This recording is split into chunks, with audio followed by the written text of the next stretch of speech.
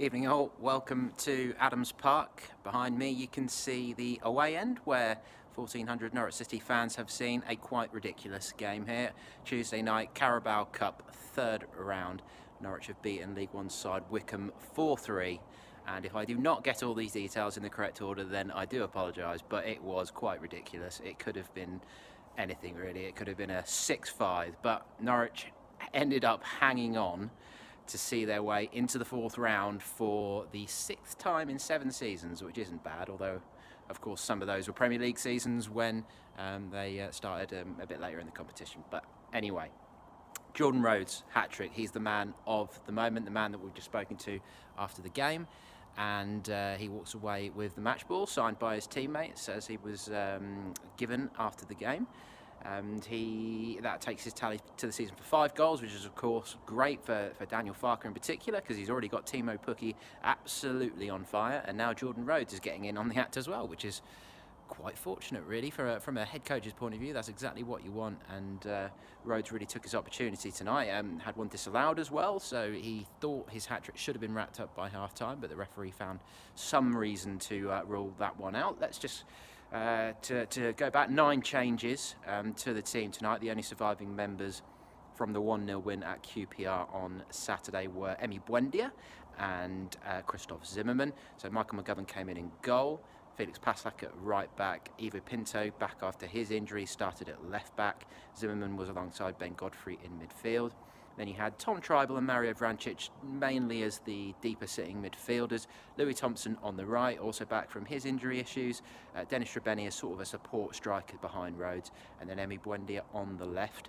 And there was so much that went on in the game, but essentially Rhodes got things moving with 2 goals in 3 minutes. The first came in the 12th minute, and it was a bit similar to Pukki's goal at QPR on Saturday, although he's just told us it was more of a stomach into the net than a chest or heart, as some people have said. As my colleague Michael Bailey rightly said nicely, that on Saturday Timo Pukki used his heart to put the ball in the net. This time it was stomach from Jordan Rhodes. I think it was a cross from Emi Buendia, which he just managed to guide into the net really from close range. The second one was much better, spanked in top right corner from 20 yards. Very happy with that one, anybody would be. Wycombe came back into it, and they really gamed, to be fair to Wycombe. They're in League One, they've just been promoted from League Two, and they've had a not great start to the season, but they've shown signs of being solid at least. I think they'd only lost 1 in 9 up to this, although there's a lot of draws in there. Paris Cowan Hall in that goal that you can see behind me. Oh, it's been put away now, but it was there. Craig McHale-Smith, I didn't realise he was still playing, but he is apparently, headed against the bar, and Cowan Hall blasted home a volley to make it 2-1. It was 3-1 before half-time though. Tom Tribal with a header, 41 minutes I think that was. So Norwich went into the break comfortable, but they, as I say, Rhodes thought he should have had a hat-trick. Not really sure what the referee ruled his disallowed goal out for. He went through one-on-one with the keeper, and there was basically Rhodes, a defender and the keeper all came together. Rhodes came out the other side of it with the ball and poked it home, and then the referee gave the decision. So it didn't seem to matter though, because Norwich went 4-1, and there goes some lights behind me, so I will just whip round before, and they'll probably turn those ones off anytime soon. But as you can see, my colleague Mr. Davitt still working away in the press box over there. But yes, where was I? Said 3-1. It was 4-1 when Rhodes completed his hat-trick. And that was a cross from maybe Buendia again, slick move from City, and Rhodes just with a deft little flick to make sure the ball went past the keeper. At that point it looked like it was game over, 4th round all sorted for Norwich, but Wycombe had beast mode to turn on and threw on Adebayo Akinfenwa, who I'm sure you all know about, and he caused plenty of havoc. There was a penalty which made it 3-2, and I didn't think it was a penalty at all. I don't know where the referee got that from at all.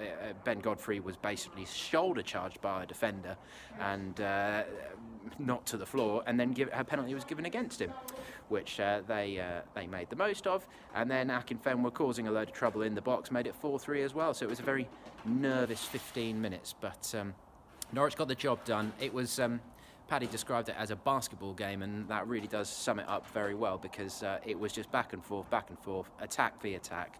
There was none of the control that we've seen from Norwich in the 3-game winning streak in the league that led up to this, but they held out somehow. Rhodes actually played a big part in that, in making sure the ball went into the corners in the closing stages in front of the away fans, who were pleased with what they saw in the end, just because it's entertainment, and really, you know, it's not a league game. This doesn't affect your goal difference, as Jordan just pointed out to us after the game. So you get through, you hope for a good tie, but we'll see what happens. I see Fulham are through, Blackpool are through, Manchester City.